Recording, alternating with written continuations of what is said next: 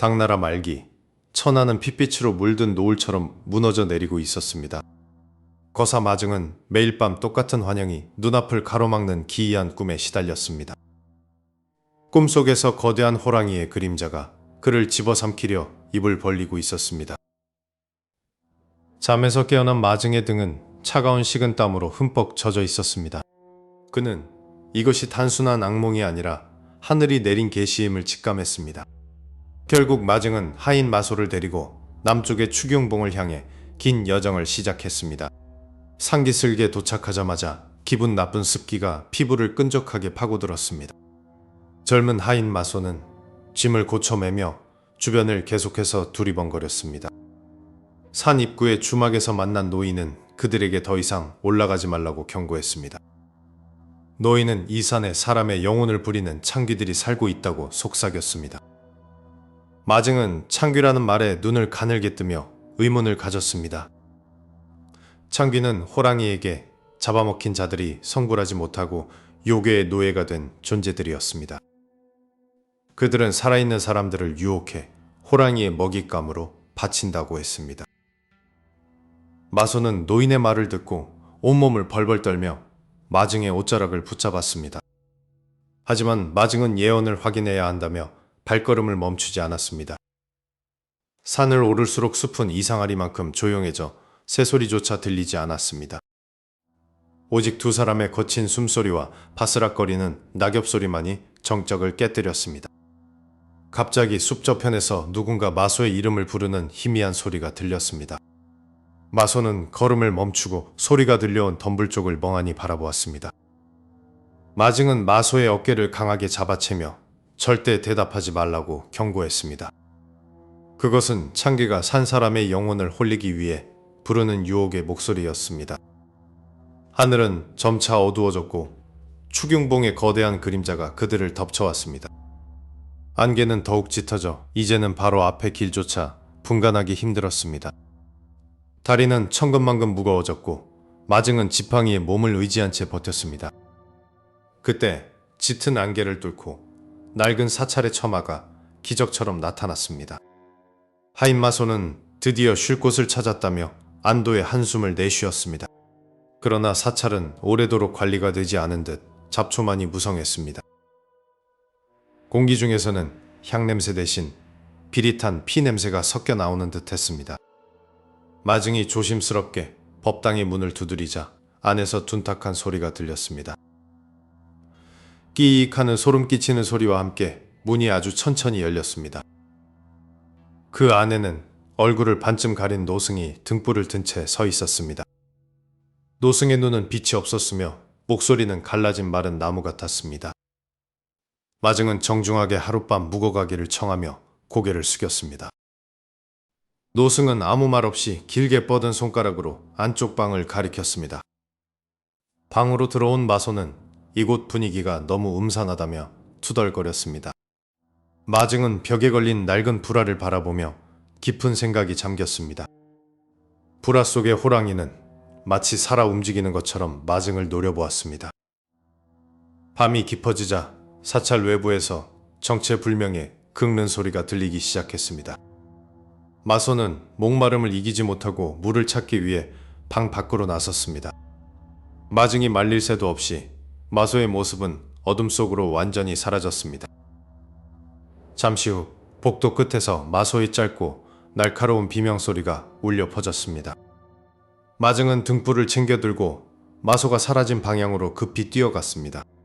하지만 복도 바닥에는 마소가 신던 신발 한 짝만이 덩그러니 놓여 있었습니다. 마당 쪽에서 들려오는 거친 짐승의 숨소리에 마증은 숨을 멎었습니다. 안개 속에서 거대한 그림자가 서서히 마증을 향해 다가오고 있었습니다. 안개 속에서 다가오는 거대한 그림자는 기괴할 정도로 길게 늘어져 있었습니다. 마증은 숨을 죽인 채 손에 쥔 지팡이를 더욱 강하게 움켜쥐었습니다. 하지만 그림자의 정체는 무시무시한 괴물이 아니라 앙상하게 마른 노승이었습니다. 노승의 눈은 초점이 없었으며 목소리는 마치 마른 낙엽이 굴러가는 듯 건조했습니다. 노승은 아무런 질문도 하지 않은 채 마증 일행을 사찰 안으로 안내했습니다. 사찰의 공기는 바깥보다 훨씬 더 차갑고 무거운 죽음의 냄새로 가득했습니다. 하인 마소는 불길한 예감에 몸을 떨며 마증의 옷자락을 꼭 붙잡았습니다. 노승은 낡은 방 하나를 가리키며 오늘 밤은 이곳에서 묵으라고 짧게 말했습니다. 저녁 공양을 준비하겠다며 사라지는 노승의 뒷모습은 기묘하게 짐승의 걸음걸이를 닮아 있었습니다. 방 안에 자리를 잡은 마소는 밖에서 자꾸만 이상한 긁는 소리가 들린다고 속삭였습니다. 마증은 마음을 진정시키기 위해 가부좌를 틀고 앉아 경전을 외우기 시작했습니다. 한참이 지나도 공양을 가져오겠다던 노승은 돌아올 기미가 보이지 않았습니다. 참다 못한 마소가 배고픔과 불안을 이기지 못하고 직접 부엌을 찾아보겠다며 일어섰습니다. 마증은 만류하려 했으나 마소는 이미 어둠 속으로 발을 내디딘 후였습니다. 마소가 떠난 지 수십 분이 흘렀지만 복도에서는 정적만이 흐를 뿐이었습니다. 갑자기 사찰 뒤편에서 소름 끼치는 짐승의 으르렁거림이 낮게 울려 퍼졌습니다. 뒤이어 무언가 찢어지는 듯한 비명소리가 짧게 들리더니 곧바로 끊겼습니다. 마증은 등불을 들고 급히 마소가 사라진 방향으로 뛰쳐나갔습니다. 복도 끝 부엌 입구에는 마소가 신고 있던 집신 한 짝만이 덩그러니 놓여 있었습니다. 부엌 안쪽에서는 누군가 무언가를 짓씹는 듯한 끔찍한 소리가 들려왔습니다. 마증이 조심스럽게 등불을 비추자 그곳에는 피를 흘리는 거대한 호랑이의 꼬리가 보였습니다. 마증은 본능적으로 뒤로 물러나 대웅전으로 미친 듯이 달리기 시작했습니다. 등 뒤에서는 거대한 발톱이 바닥을 긁으며 쫓아오는 소리가 점점 가까워졌습니다. 그는 대웅전의 육중한 문을 열고 안으로 들어가 빗장을 걸어 잠갔습니다. 거친 숨을 몰아쉬며 주위를 둘러보자 금색 불상들이 차가운 눈빛으로 그를 내려다보고 있었습니다. 그런데 불상 앞 제단 위에 조금 전 보았던 노승의 옷이 찢겨진 채 놓여 있었습니다. 쿵, 쿵 하는 거대한 충격음이 대웅전 문을 흔들기 시작했습니다. 문틈 사이로 노란 안광이 번뜩이며 마증의 심장을 얼어붙게 만들었습니다. 그때 마증의 귓가에 죽은 줄 알았던 마소의 목소리가 들려왔습니다. 나리, 문을 열어주세요. 너무 추워요. 라는 애처로운 목소리였습니다. 마증은 문으로 다가가려 했으나 문득 노승이 했던 경고가 떠올랐습니다. 그것은 진짜 마소가 아니라 호랑이에게 조종당하는 창귀의 유혹이었습니다. 마증은 귀를 막고 벽 한 구석에 있는 빈두르 존자상 앞에 엎드렸습니다. 그는 간절하게 살려달라고 빌며 꿈속에서 보았던 예언을 다시금 되새겼습니다. 갑자기 빈두르 존자상의 눈에서 희미한 빛이 뿜어져 나오기 시작했습니다. 조각상의 손가락이 미세하게 움직이며 바닥의 한 지점을 가리켰습니다. 그곳에는 낡은 우물 지도가 그려진 비단 조각이 숨겨져 있었습니다. 문 밖의 괴물은 이제 문을 부수기 직전이었고 대웅전 안은 공포로 가득 찼습니다. 마증은 비단 지도를 품에 넣고 대웅전 뒤편의 작은 창문을 통해 탈출을 시도했습니다. 창문 너머로 도망치던 순간 그는 사찰 뒷마당 가득히 서 있는 수십 명의 창귀들과 눈이 마주쳤습니다. 창귀들은 아무런 말도 없이 손을 뻗어 마증의 발목을 붙잡으려 했습니다. 마증은 필사적으로 발길질을 하며 어둠이 짙게 깔린 숲을 향해 달렸습니다. 등 뒤에서는 이제 노승의 목소리가 아닌 진짜 포식자의 거대한 포효가 온 산을 뒤흔들었습니다. 마증이 도망치던 길 끝에 정체불명의 깊은 우물이 나타났고 지도의 예언이 머릿속을 스쳤습니다. 그는 우물 속을 들여다보았지만 그곳에는 물 대신 끝없는 어둠과 누군가의 웃음소리만이 가득했습니다. 우물 깊은 곳에서 들려오는 기괴한 웃음소리에 마증은 온몸의 피가 차갑게 식는 것을 느꼈습니다. 그는 서둘러 뒷걸음질을 치며 법당 안에 모셔진 빈두르 존자의 불상 앞으로 달려갔습니다. 먼지가 쌓인 빈두르 상의 손가락은 마치 무언가를 가리키듯 우물 쪽을 향해 미묘하게 기울어져 있었습니다. 순간 마증은 꿈속에서 들었던 예언의 구절이 우물 속에 숨겨진 짐승을 처단하라는 뜻임을 깨달았습니다. 그때 등 뒤에서 인기척이 느껴졌고 낮에 보았던 노승이 어느새 문가에 소리 없이 서 있었습니다. 노승의 입술은 미동도 하지 않았지만 공중에는 여전히 아까의 그 비릿한 웃음소리가 감돌았습니다. 마증은 공포를 억누르고 노승을 향해 우물에 귀한 보물이 떨어진 것 같다고 거짓말을 던졌습니다. 보물이라는 말에 노승의 눈동자가 세로로 가늘게 찢어지며 짐승과 같은 탐욕스러운 빛을 발했습니다. 노승은 비틀거리는 걸음으로 우물을 향해 다가갔고 마증은 그 뒤를 조심스럽게 살피며 따랐습니다. 노승이 우물 안을 들여다보는 순간 그의 그림자가 거대한 호랑이의 형상으로 길게 늘어났습니다. 마증은 온 힘을 다해 노승의 등을 밀어버렸고 그는 비명소리와 함께 우물 속으로 추락했습니다. 우물 아래에서는 인간의 목소리가 아닌 대지를 울리는 맹수의 포효가 터져나왔습니다. 마증은 근처에 있던 무거운 맷돌과 석판들을 굴려 우물 입구를 봉쇄하기 시작했습니다. 우물 밑바닥에서 무언가가 석판을 들이받으며 사찰 전체를 흔드는 진동이 발생했습니다. 그는 뒤도 돌아보지 않고 사찰의 정문을 향해 미친 듯이 달리기 시작했습니다. 그러나 사찰의 마당 곳곳에서 창백한 형체의 창기들이 안개 속에서 하나둘씩 솟아올랐습니다. 그들은 실종된 하인의 목소리를 흉내내며 마증의 발목을 잡으려 손을 뻗었습니다. 우물 속의 호랑이가 다시 한번 포효하자 창기들의 움직임은 더욱 빠르고 기괴해졌습니다. 마증은 품속에서 불경이 적힌 부적을 꺼내어 창기들을 향해 휘두르며 길을 뚫었습니다. 사찰문을 박차고 나온 그는 가파른 산길을 따라 아래로 굴러떨어지듯 내려갔습니다. 등 뒤의 숲에서는 나무들이 꺾이는 소리와 함께 거대한 짐승이 쫓아오는 소리가 들렸습니다. 숨이 턱끝까지 차올랐지만 그는 멈추는 순간 죽음뿐이라는 사실을 잘 알고 있었습니다. 숲의 나무들 사이사이로 죽은 자들의 눈동자가 번뜩이며 그를 감시하고 있었습니다. 나를 두고 가지 마세요 라는 환청이 사방에서 메아리쳐 그의 정신을 어지럽혔습니다. 마증은 혀를 깨물어 정신을 차리고 산 아래에서 보이는 작은 불빛을 향해 질주했습니다. 갑자기 숲을 속에서 거대한 그림자가 튀어나와 그의 앞길을 가로막았습니다. 그것은 호랑이가 아니라 털 가죽을 뒤집어 쓴 채 거대한 창을 든 낯선 사내였습니다. 사내는 마증을 거칠게 낚아채어 근처의 바위 틈새로 몸을 숨겼습니다. 조용히 하시오. 산군이 바로 뒤까지 쫓아왔소라며 사내는 낮은 목소리로 경고했습니다. 바위 너머로 거대한 호랑이의 발바닥이 땅을 짓누르며 천천히 지나가는 것이 보였습니다.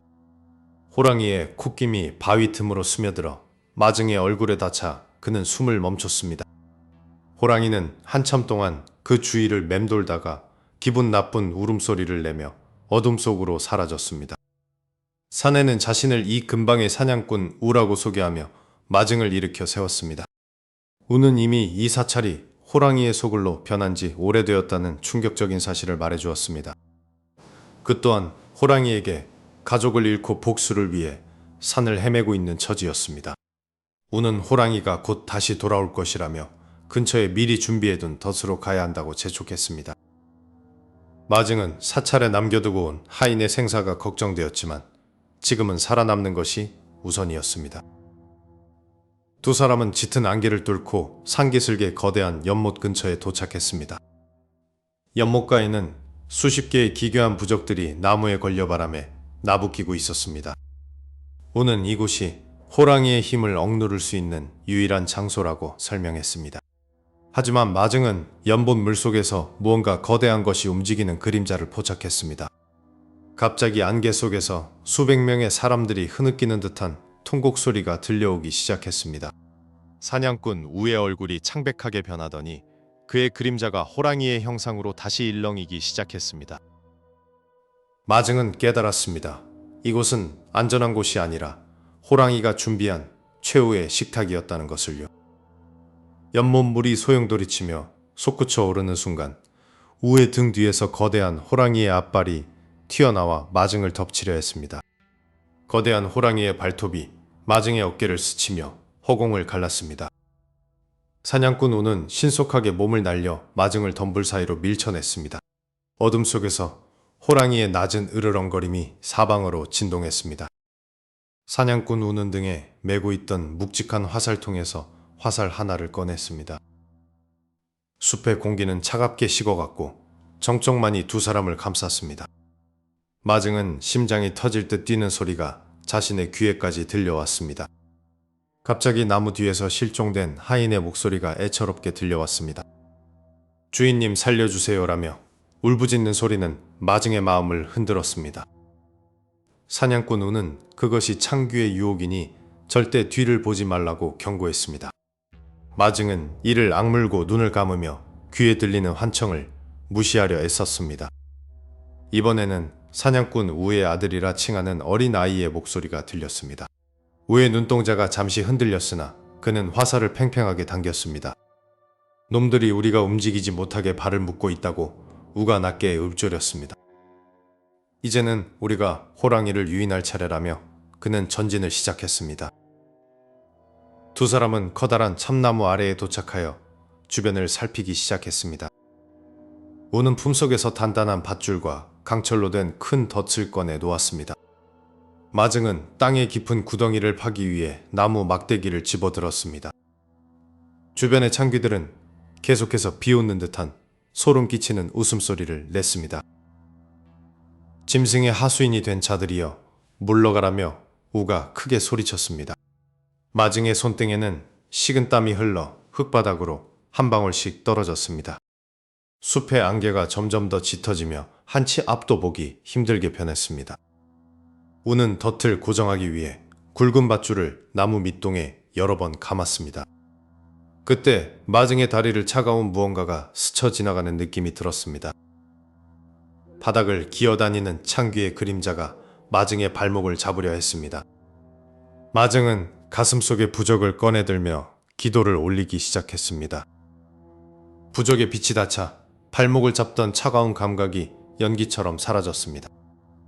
우는 덫 중앙의 미끼로 쓸 짐승의 고기 덩어리를 정성스럽게 놓았습니다. 하지만 산속의 창귀들은 고기 냄새보다 인간의 공포를 더 즐기는 듯 했습니다. 놈이 온다며 우는 마증을 이끌고 높은 바위 위로 몸을 숨겼습니다. 멀리서 묵직한 발걸음 소리가 낙엽을 밟으며 다가오기 시작했습니다. 나타난 것은 일반적인 호랑이보다 2배는 더 큰 거대한 요괴였습니다. 호랑이의 등 위에는 수많은 창귀들이 매달려 기괴한 춤을 추고 있었습니다. 호랑이는 덫 주변을 천천히 돌며 의심스러운 듯 냄새를 맡았습니다. 우는 화살 끝에 불을 붙여 호랑이의 시선을 끌 준비를 마쳤습니다. 마증은 호랑이가 자신들이 숨은 바위 쪽을 쳐다보자 숨을 멈췄습니다. 창귀들이 일제히 바위 위를 가리키며 기분 나쁜 비명을 질러댔습니다. 우는 지금이라며 불화살을 호랑이의 발치로 힘껏 날려보냈습니다. 놀란 호랑이가 뒤로 물러나며 마침내 덫의 중앙을 밟았습니다. 챙그랑하는 쇳소리와 함께 거대한 덫이 호랑이의 뒷다리를 집어삼켰습니다. 고통에 찬 호랑이의 포효가 온 산을 뒤흔들며 나무들을 떨게 했습니다. 호랑이가 발버둥 치자 덫에 연결된 굵은 밧줄이 팽팽하게 당겨졌습니다. 우는 단검을 뽑아들고 호랑이에게 달려들 준비를 했습니다. 하지만 호랑이의 몸에서 뿜어져 나온 검은 기운이 우를 뒤로 날려버렸습니다. 마증은 쓰러진 우를 향해 달려가 그를 부축하려 했습니다. 그 순간 덫에 걸렸던 호랑이가 자신의 다리를 스스로 끊어내고 마증을 향해 돌진해 왔습니다. 자신의 다리를 끊어낸 괴물 호랑이는 거대한 입을 벌리며 마증에게 달려들었습니다. 마증은 본능적으로 옆으로 몸을 날려 호랑이의 치명적인 발톱을 간발의 차이로 피했습니다.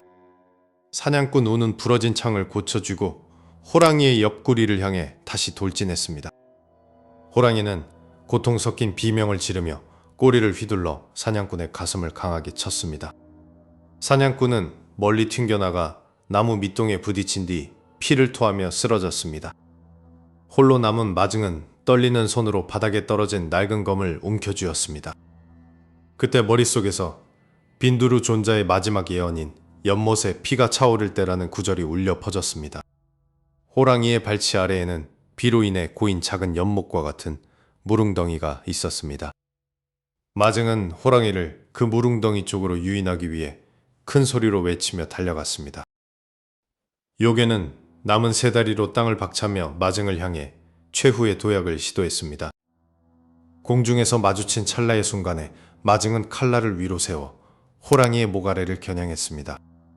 무거운 육중한 몸체가 마증을 덮쳤고 둘은 거친 흙바닥 위로 굴러 떨어졌습니다. 마증의 칼이 호랑이의 심장을 꿰뚫었지만 요괴의 이빨도 그의 어깨를 깊숙이 파고들었습니다. 호랑이의 상처에서 뿜어져 나온 검은 피가 바닥의 무릉덩이를 순식간에 채우기 시작했습니다.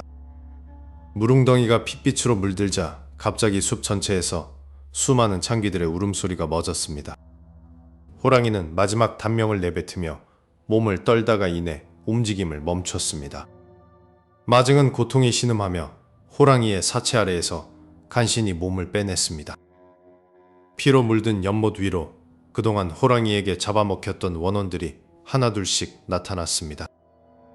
그들 중에는 마증에 실종된 하인마소와 사냥꾼의 아들도 포함되어 있었습니다. 더 이상 기괴한 창귀의 모습이 아닌 인간 본래의 평온한 모습으로 돌아온 그들이었습니다. 마소의 영혼은 마증을 향해 깊이 고개를 숙여 마지막 인사를 건넸습니다. 수많은 영혼이 밤하늘의 은하수처럼 빛나며 숲을 벗어나 하늘로 올라가기 시작했습니다. 사냥꾼 우는 가까스로 정신을 차리고 일어나 아들의 영혼이 떠나가는 것을 지켜보았습니다. 마증은 모든 힘이 빠져나가는 것을 느끼며 차가운 흙바닥에 주저앉았습니다. 죽은 호랑이의 몸은 검은 연기가 되어 서서히 흩어지며 사라져갔습니다. 숲을 짓누르던 무거운 공포가 사라지고 신선한 새벽 공기가 주위를 감쌌습니다. 마증은 자신이 겪은 이 모든 기괴한 일들이 꿈인지 현실인지 가늠하기 어려웠습니다. 하지만 자신의 어깨에 새겨진 깊은 흉터는 이것이 결코 환상이 아님을 증명하고 있었습니다. 사냥꾼 우는 마증에게 다가와 생명을 구해준 것에 대해 무언의 감사를 표했습니다. 두 사람은 각자의 아픔을 뒤로한 채 추경봉의 어두운 숲을 빠져나가기로 했습니다. 산을 내려오던 길에 다시 마주친 사찰은 이제 낡고 평범한 폐허의 모습일 뿐이었습니다. 어젯밤 보았던 기괴한 노승도 피비린내 나던 법당도 더 이상 존재하지 않았습니다. 마증은 세상을 어지럽히는 요괴보다 더 무서운 것은 인간의 불신과 원한임을 깨달았습니다. 그는 마소의 명복을 빌며 가슴속에 묻어두었던 슬픔을 비로소 흘려보냈습니다. 마을 사람들은 돌아온 그들을 보며 추경봉의 전설이 드디어 끝났음을 직감했습니다. 더 이상 아이들이 사라지지 않았고 숲에서 들리던 울음소리도 영원히 멈췄습니다. 마증은 붓을 들어 자신이 겪은 이 모든 기록을 세밀하게 남겼습니다. 이 기록은 훗날 사람들에게 창기의 공포와 인간의 용기에 대한 전설로 전해지게 되었습니다. 추경봉의 바람은 이제 차갑지 않았으며 숲은 다시 생명으로 가득 찼습니다. 그렇게 원한으로 얼룩진 창기 전설은 마증의 활약으로 영원한 안식을 찾으며 막을 내렸습니다.